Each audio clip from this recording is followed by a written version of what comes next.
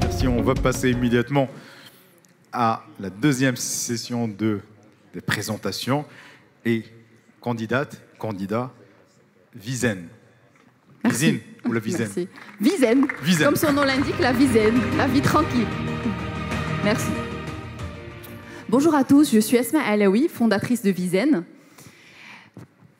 Nous travaillons sur le stress en entreprise. Il y a quelques années, j'étais dans une dépression ou un burn-out, ou je ne sais pas ce que c'est, et j'ai décidé de me focus sur le stress en entreprise qui concerne 40% d'entre nous et qui engendre des pertes de productivité importantes en entreprise.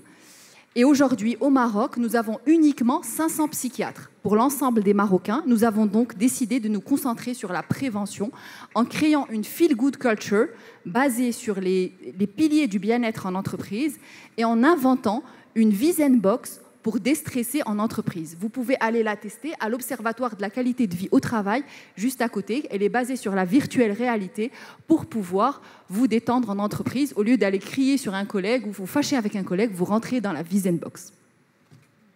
Nous avons créé également un Wellbeing Robot avec Mohsin Lardissi et une application pour la détection de l'humeur qui nous permet aujourd'hui de traiter des cas de harcèlement au travail.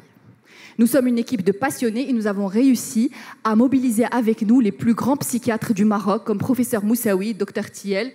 Et aujourd'hui, nous avons impacté plus de 1200 employés au Maroc sur leur santé mentale avec des grands groupes. Et nous sommes en train de discuter et pour ouvrir des relations à Dubaï avec Damac et en Arabie Saoudite avec Aramco.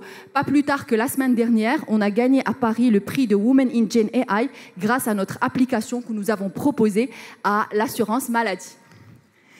Ce qui est véritablement un point fort chez nous, c'est que nous ne parlons pas de psychiatre, le marde, doigt, tout ça, mais on parle de work-life harmony. Donc on ne stigmatise pas les gens. Ce n'est pas la chouma, le tabou, mais plutôt work-life harmony avec ta'allem, abbar ou déconnecta. Nos clients sont les compagnies, les DRH des entreprises. Ils nous payent régulièrement, ce qui nous a permis de ne pas encore lever de l'argent, mais en leur proposant des petits packs de $2000 à $4000 par service.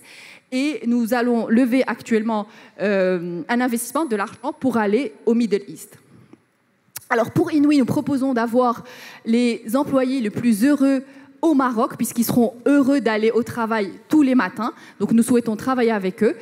Nous souhaitons travailler également avec les sportifs de l'Botola, puisque Inouï est en partenariat avec l'Botola, donc on va les accompagner sur leur côté well-being. Et nous souhaitons créer avec Inouï le premier réseau de social network pour la mental health et le well-being au Maroc, pour que plus aucun Marocain ne se retrouve seul, en stress ou en détresse par rapport à ces problématiques de santé mentale. Merci pour votre écoute. C'est parfait. C'est dans les 3 minutes. Merci beaucoup, jury. Non, parce qu'il y a des questions du jury.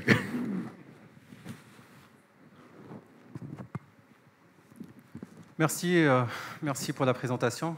Très intéressant. Merci à vous.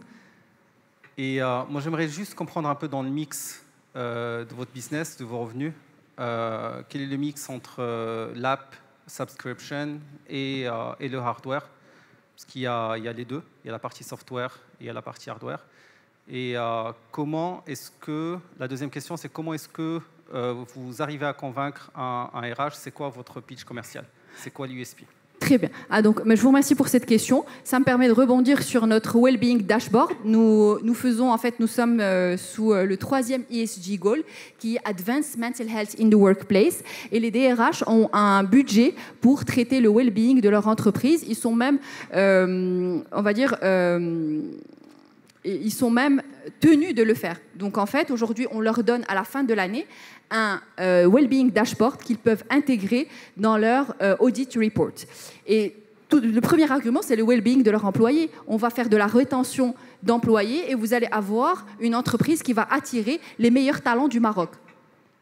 Donc c'est assez convaincant pour eux. Et puis surtout, ce qui leur plaît, c'est notre combinaison entre une approche humaine, basée sur des workshops, des conférences avec des psychiatres, et notre approche technologique. Et franchement, nous étions ravis de discuter avec des entreprises à Dubaï qui nous ont dit que par rapport aux entreprises locales, nous sommes très avancés sur le côté technologique. Et nous étions très contents. Ça veut dire qu'on est compétitif sur toute la région d'un point de vue technologique. Est-ce que je vous ai convaincu? Non. Je vous répondrai plus tard. Mais, Merci. Non, mais donc du coup, encore une fois, c'est quoi le split entre tout ce qui est digital et tout ce qui est offline? Ok, tout ce qui est online et tout ce qui est offline. Ouais. Alors déjà, je vais faire le split en tout ce qui est humain et tout ce qui est technologique. Alors tout ce qui est humain, ça représente tout ce qui est conférences, workshops, etc., représente 60% de notre chiffre d'affaires. 40% est pour le côté technologique. Maintenant, dans tout ce qui est humain, dans les conférences, etc., 20% sont en présentiel. Le reste est en distanciel. Pourquoi? Parce qu'on travaille avec des multinationales qui ont des employés en Tunisie, au Sénégal, etc. Ils sont tenus de faire des conférences pour tous les employés. Voilà. Et donc, le online, offline, j'ai répondu pour la partie conférence, workshop. Et online, offline, alors pour la mood detection aussi, on a ces 50%. 50%, ça va être des gens qui vont répondre sur le côté, leur côté happiness à travers des questionnaires. Donc ça, c'est online.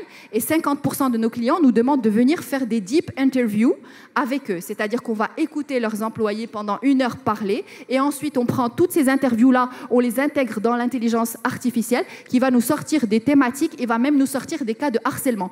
Parce que vous imaginez que si vous écoutez 1 heure un employé et vous en écoutez 100 pendant 1 heure, un être humain ne peut plus gérer toutes les réponses. Donc c'est là où la AI intervient. Donc on est pour la mood detection, on est à 50-50. Pour tout ce qui est Vision Box, c'est entièrement offline parce que vous vous intégrez dans la box, vous rentrez dans la box et vous vous reposez, vous vous relaxez en entreprise. Et pour le robot, c'est 100% hardware.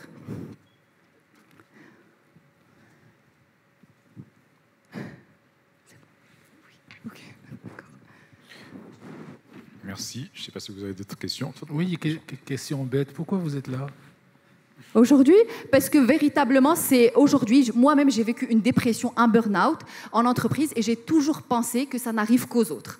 Pourquoi? Parce qu'on se dit, quand on est fort mentalement, ça ne va pas nous arriver et c'est quelque chose qui concerne les faibles. Or, pas du tout. On se retrouve nous-mêmes face à ça, on refuse d'aller voir le psychiatre, on refuse de prendre doigt parce qu'on se dit, tout ça, c'est pas pour nous et on se bat seul. Donc, je voudrais plus qu'aucune personne qui a des problématiques de stress, parce que le stress aujourd'hui génère beaucoup de maladies chroniques, se retrouve toute seule. Et vraiment, ça me tient à cœur qu'on crée ce social network au Maroc avec Inouï pour que personne ne se retrouve face à lui-même ou même qu'il aille commettre l'irréparable comme on l'entend dans certaines boîtes. En fait, un peu plus sérieusement, est-ce que nous, on n'est pas des DRH, donc vous n'êtes pas en train de vendre un petit peu votre produit, de le présenter technologiquement, techniquement, etc., de la relation avec Inouï, tout ça c'est très intéressant, mais par contre, vos besoins, est-ce que ce sont des besoins, je dirais, de marketing ou des besoins financiers ou des besoins de... comment vous définissez un petit peu votre... Alors, voilà. Oui. Merci beaucoup. Alors, on a 3 besoins. Le premier besoin, c'est impacter les personnes qui se sont retrouvées un jour comme nous. Dans ces situations, on est en détresse, on est surpris. Ça, c'est mon premier besoin. Déjà, je suis ultra fière quand je vais dans une entreprise et qu'on nous rappelle après en nous disant « Merci, ce que vous avez fait pour nous et nous a changé la vie ». Ça, c'est un besoin personnel. Ensuite, pour l'entreprise, on a besoin de clients, plus de clients au Maroc. Pour ça, on n'a pas besoin d'investissement. On va faire notre pitch auprès des DRH. Nos clients retravaillent avec nous tous les ans parce qu'on les a impactés, ils sont contents. Et le troisième besoin, il est financier. Dans ce cas-là, c'est pour la scalability, c'est-à-dire pour pouvoir porter nos solutions au-delà des frontières marocaines, d'aller à Dubaï, en Arabie Saoudite, tous des marchés qui nous ont sollicités, qu'on a sollicités et dans lesquels il y a un potentiel très important. En conséquence, on va avoir une image du Maroc à l'international qui est excellente pour les startups qui arrivent à scaler, qui arrivent à vendre de la technologie made in Morocco, puisque aujourd'hui, on a des solutions qui sont 100% marocaines. Merci beaucoup. Merci à vous. Au revoir. Merci. Et on passe immédiatement. إنوي معكم كل يوم.